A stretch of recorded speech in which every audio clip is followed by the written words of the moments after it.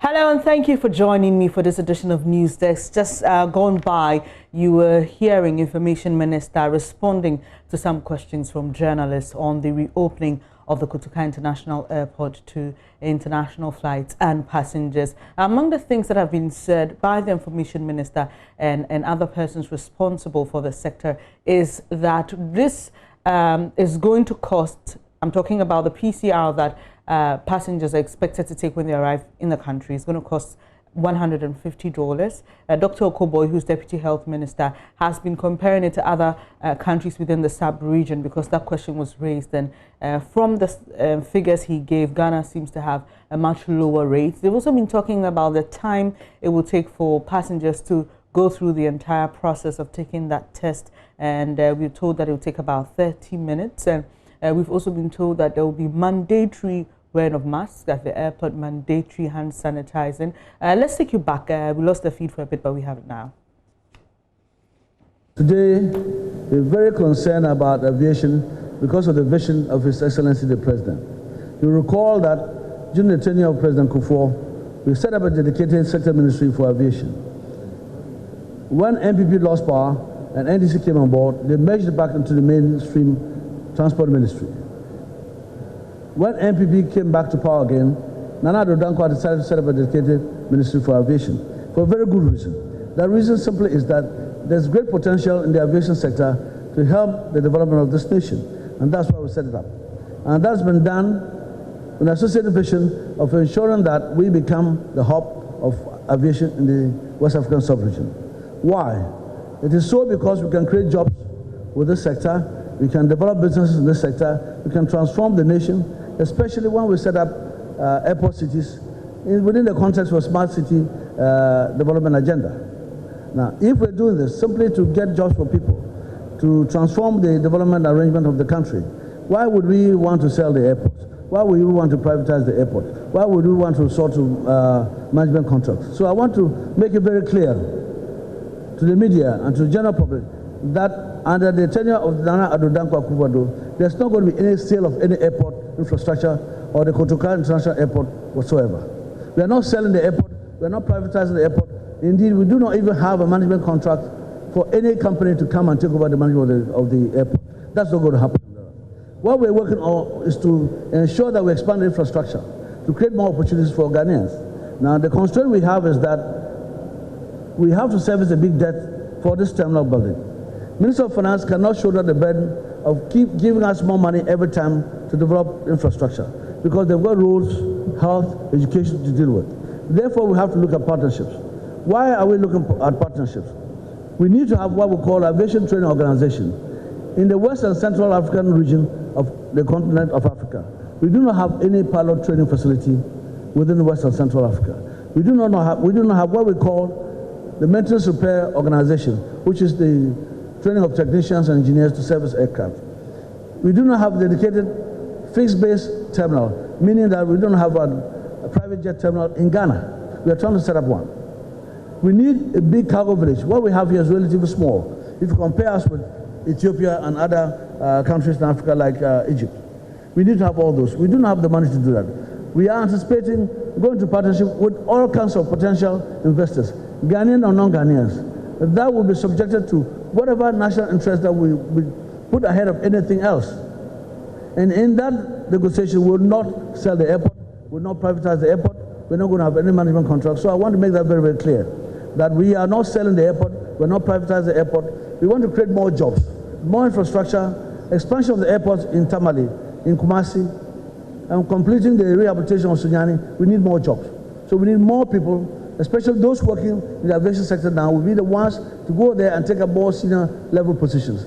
And then we'll be recruiting more people to add on there. So there's no need to set up any agenda politically motivated to tell people that they're going to lose their jobs simply because we're looking to expand infrastructure. I want to make this very, very clear to all Ghanaians that there's no sale of the airport, there's no privatization of the airport, there's no management contract, but there would be continuous effort to expand the infrastructure to make sure the aviation-driven development agenda of this government meets the objective of the vision of the President, which is having Ghana become the aviation hub of the sub-region. Thank you very much. Minister, thank you. Colleagues, we'll spend the last 5 minutes dealing with just a quick set of remarks on the Nigerian situation, and if you have questions, I'll take it. You would recall that in recent weeks, there have been agitations by some of our Nigerian brothers and sisters here in Ghana. The agitations have essentially hovered around the enforcement of some of Ghana's laws generally, not limited to Nigerians, but generally in terms of trade, etc. These matters are matters that are traditionally dealt with at the diplomatic level. Unfortunately, as you observed, our Nigerian colleagues escalated it with a statement in the mass media. Ghana has elected to do two things. I just want to read you a paragraph of our statement we issued yesterday. We remain committed to the maintenance of warm relations with all sister nations, particularly for well-known historical reasons, with the Federal Republic of Nigeria, and Ghana is proceeding to engage the federal government of Nigeria with a view to resolving comprehensively and exhaustively any matters that have the potential to sour relations between the two countries. And those engagements have started. But at the same time, we believe it is important to set the record straight on some of the accusations, and that's why we've provided a full detail of the accusations that are made against Ghana and our responses therein. And we are optimistic that the diplomatic conversations would ensure that the facts are laid bare and that the cordial relationship between Ghana and Nigeria continues. Those will be our quick remarks on that. If you have any specific question on that, happy to take it now as we wrap up. Could you, very quickly, if you have a question, we're happy to take your question. Is there any other question, colleagues? Is there any other question?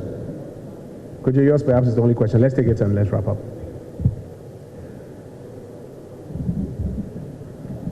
We know that what really is escalating this diplomatic brawl is the tar and the Nigerian traders, Brouhaha lately.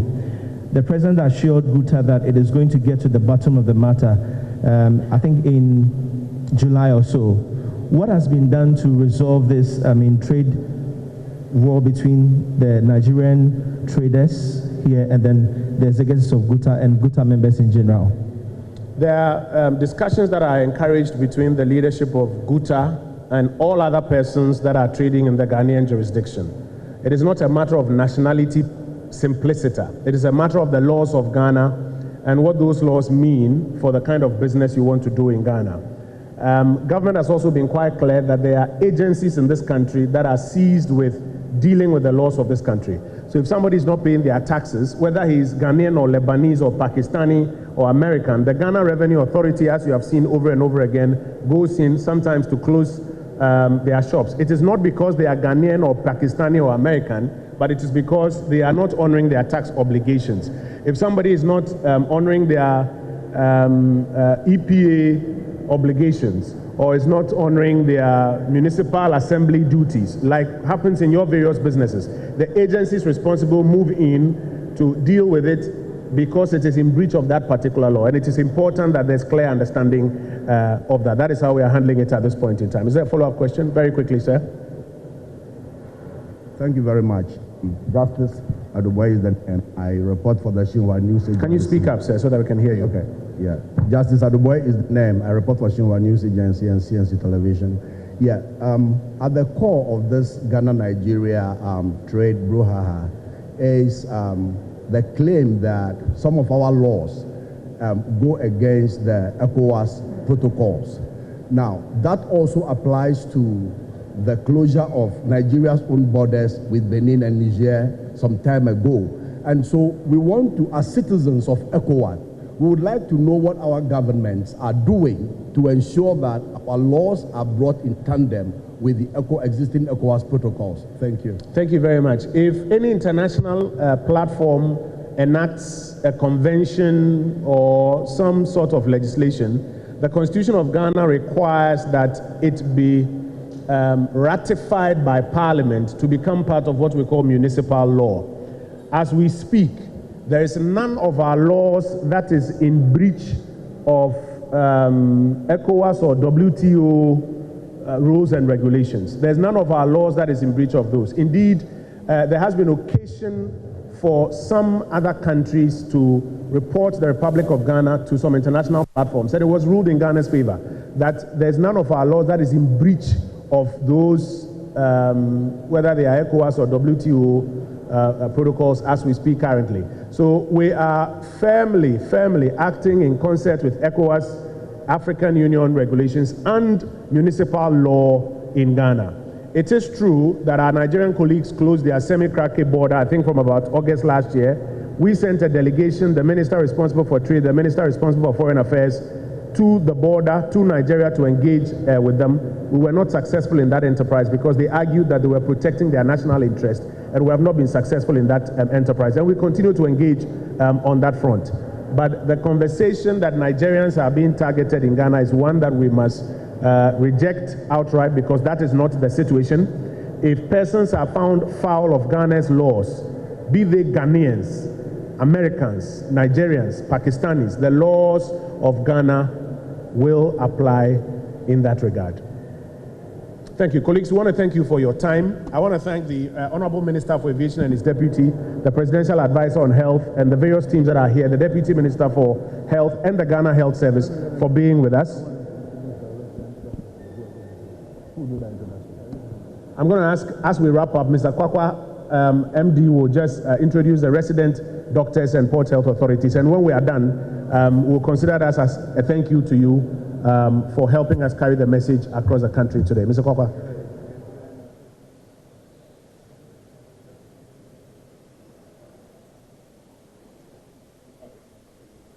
Thank you. God bless you so much.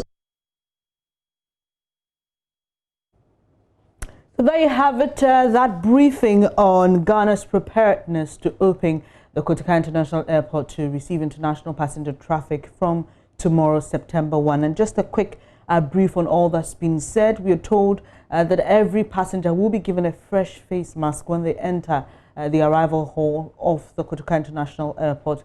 They will be required to take a PCR test, and we are also told that this will cost $150, and it's at the cost of the passenger, not the state. And pets are not allowed. For those of you who like to travel with pets, well, unfortunately, you won't be allowed to bring your pets in this time. And passengers who are also departing are told to arrive at least 4 hours before their flights, and you'll not be allowed into the departure hall if you have no business traveling. For those of you who like to escort your loved ones, unfortunately, you'll not be allowed to do that this time round. So there you have it. Government convincing us that it's ready to open the airport September 1.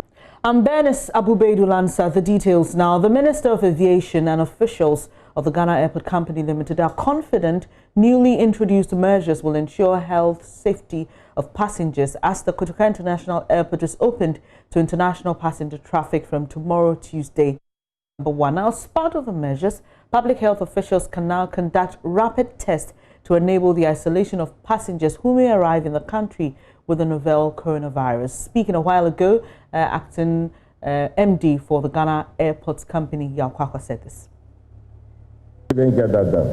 And so, like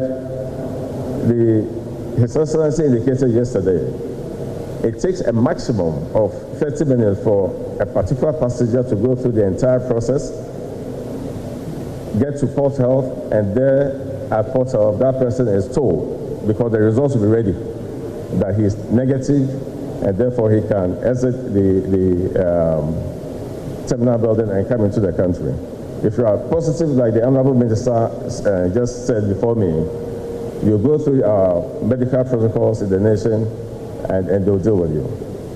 And so that system is so convenient that passengers will practically go through our terminal building with only a fraction of time added to what they used to do before. Okay. Now, the general measure that I spoke about includes the measure that anyone who comes into our facilities would have to wear a face mask. Within Ghana, we put in the measure that everyone should wear their face mask. I have to put mine off so that you can hear me. That's why I'm don't write it down. You do so at the departure hall. We will have people there to ensure that if you don't have the face mask, you cannot enter. It's not just going to be a sign. There will be enforcement at the frontage of our terminal building, at our departure terminal building. Also, Port Health is going to screen you. And in all our facilities, there will be markers on the floor to help users of the airport to social distance.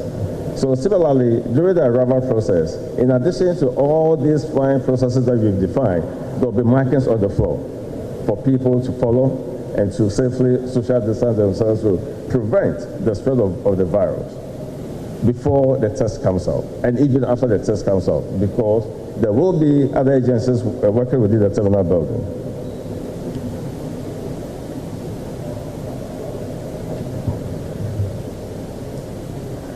Other measures that we have also put in place is the provision of sanitizing stations at the entrance and at other vantage points throughout our facilities to make it easy for passengers and users of the airport to sanitize their hands so that they do not propagate the virus. We have also installed sling shields at every service point. I believe you will get the opportunity to take you through our facilities so that you can see this for yourself.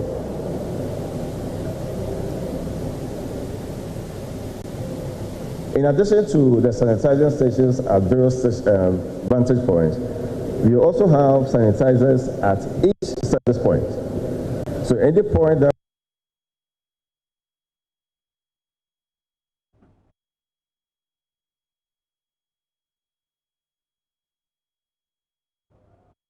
or anyone who has business in a terminal building, there will be a sanitizer there to allow that individual to disinfect their hands before and after, if he so desires, if he so feels it is appropriate.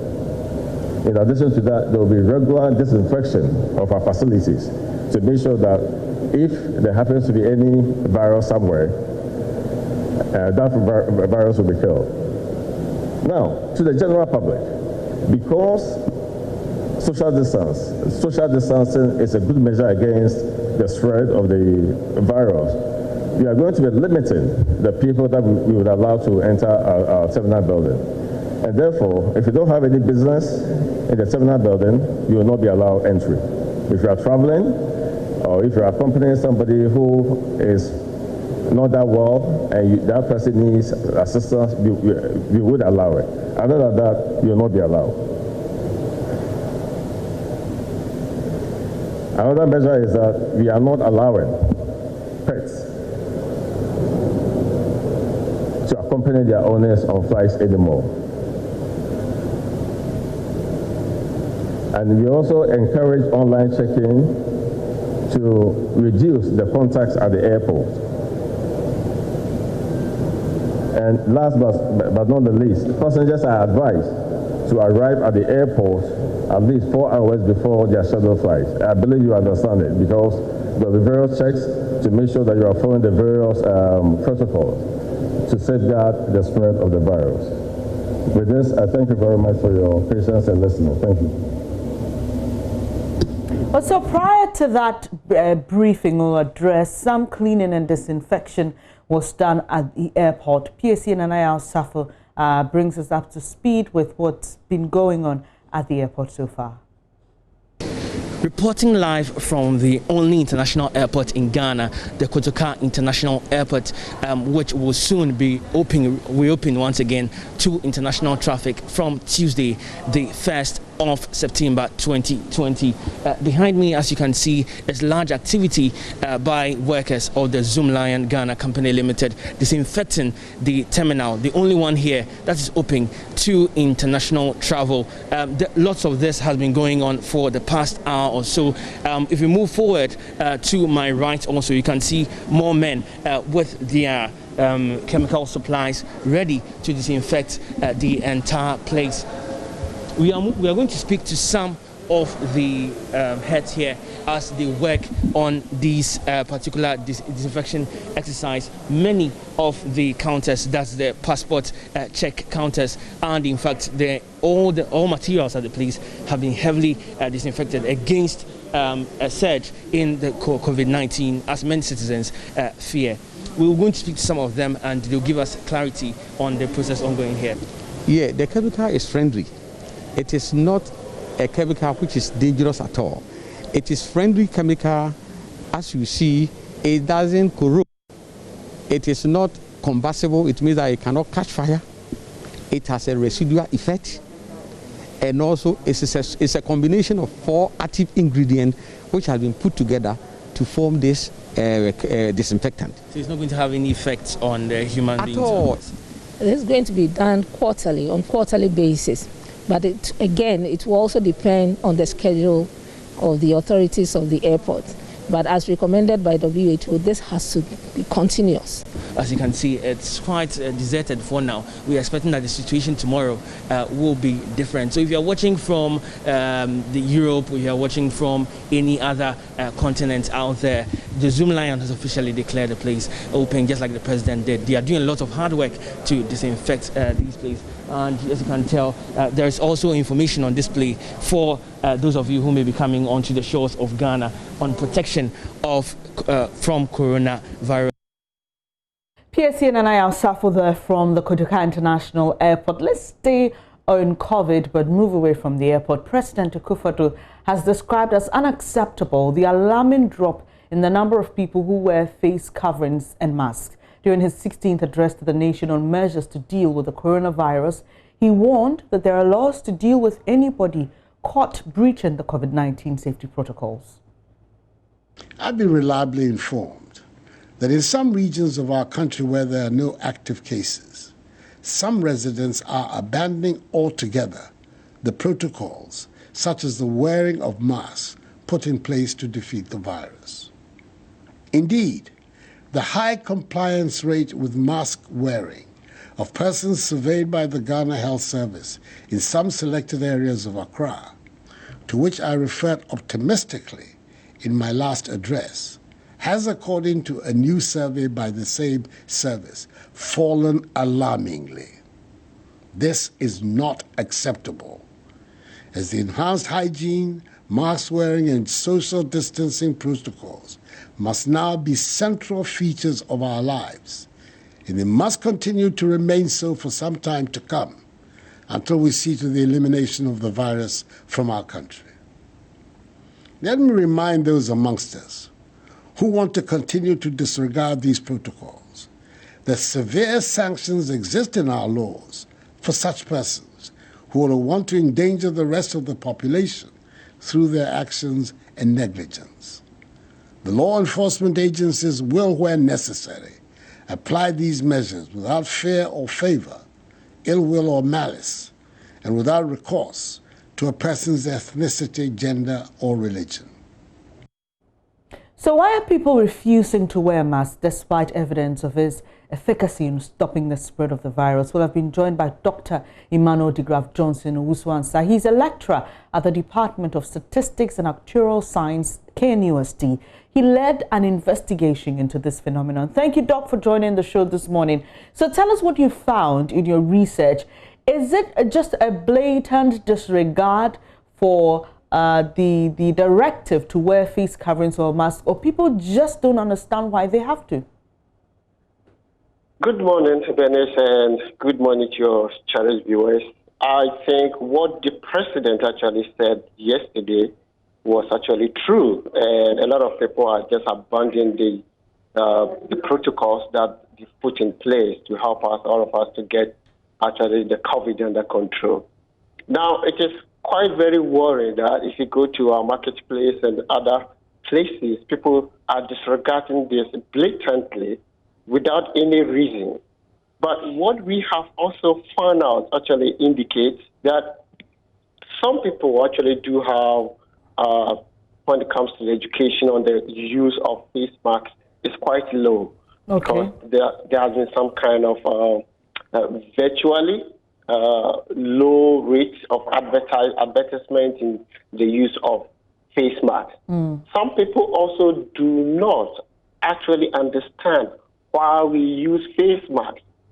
Some people think that we use face masks because the president said we should use face masks. For the purpose for which we would like to achieve by using the face mask, it is not known to them. Now, we did some kind of observational studies in our catchment area here, and then there are some things that we found out which was quite very alarming. Now, the face mask use is quite only compliance in official buildings, corporate buildings, and corporate environment. So whenever you're going to official buildings, corporate buildings, and corporate environment, you see people actually trying to compliance with the use of face masks. But as soon as they get out of that place, they disregard it again. So it comes as a result of people feeling that they might be forced to wear face masks or something of that sort, which is not the case. So in this case, I will plead with the authorities to actually help in increasing the education on the use of face masks. Now, if you remember, in July, the KNUST COVID-19 modeling team actually predicted that if you have 75% of our population wearing face masks, we could reduce our case to 80% in 45 days. Now, that was in July. Looking at the updates that we have, we can only achieve this if about 80% of the population keeps on using face masks. And if 80% keeps on using face masks, then we can continuously see our cases going down. For the fact that our cases going down does not mean that we are out of the woods. We are still not out of the woods. There could be a second phase, and this is what the authorities, the Ghana Health Services, are trying to prevent. Now, when it comes to the use of face mask itself, public health experts have spent months emphasizing on the masks that are of most effective to help us. So in this pandemic, that is the only tool, with addition of some of the social distancing measures, to help us whilst we are waiting for pharmaceutical intervention. In the U.S., some researchers actually tested some 14 commonly available masks, which actually including the fitted N95 masks, usually reserved for healthcare workers. They tested this 10 times, and the most effective mask was the fitted N95, and the 3-layer surgical mask, cotton masks, which many people do have access of, which the Ghana Food and Drugs Authority have approved, also perform well. But the spongy one, the neck fleeces, that is used by runners, and then the folded bandanas and the knitted masks did not perform well. So in as much as we are also telling people to use face masks, it is very imperative that they should use the correct approved face mask. We should not do anything that gives us a false sense of hope that we are protecting ourselves whilst we are not protecting ourselves. Because using the correct approved one by the FDA is the most essential one to help us in the fighting against this pandemic. Is very dynamic, and the world over, there's still studies ongoing, new findings every day. You led a team to do this research, which you've shared with us. Are you still on the ground? Are you still monitoring? Should we expect anything from your team soon? Yes, the team is still on the ground. Actually, the focus of the team right now is to evaluate the various mitigation measures as and when government strategy changes. So that is what we've been doing over a couple of days now. Now, we hit the ground for us to do observational studies because we know that people are disregarding about the use of face masks and social distancing. Even though they've given some kind of reasons, you can see most of the reason is the denial. People just do not believe that there is COVID. That's something very dangerous that is actually can come back to haunt us in the near future. So we should continuously, it seems the topics of today, the political issues are taking the center stage more of the COVID. So we should try as much as possible to balance this for people to know that it still exists. But the fact that we are seeing decreasing numbers in the COVID does not mean that we are out of the woods.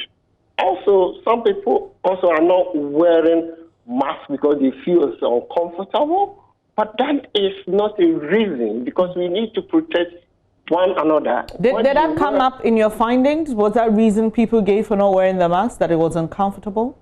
Yes, when we ask people, they said it's uncomfortable. They are not able to breathe as they used to. But that is not a reason not to wear face masks. It is not a reason. For the fact that you do not feel comfortable does not mean that the virus does not exist. So all what we need to do is to educate people. We would like you to wear it whenever you go to public places. Whenever you leave your house, you must wear this. And then we need some form of enforcement, even though the sense of responsibility is much more on us. But we need some sense of enforcement also for people to know that we need to do this in order to help all of us. I really appreciate your time here this morning. Dr. Emmanuel de Graft Johnson is a lecturer with the Department of Statistics and Actuarial Science at KNUST, and he led a team to research COVID in Ghana and the use of masks and how it will help deal with the virus here in the country. You're watching News Desk. Coming up shortly in business, Securities and Exchange Commission expected to commence payment of locked up funds to investors from tomorrow. Whom claims were filed by affected clients. We've got details shortly. Do stay.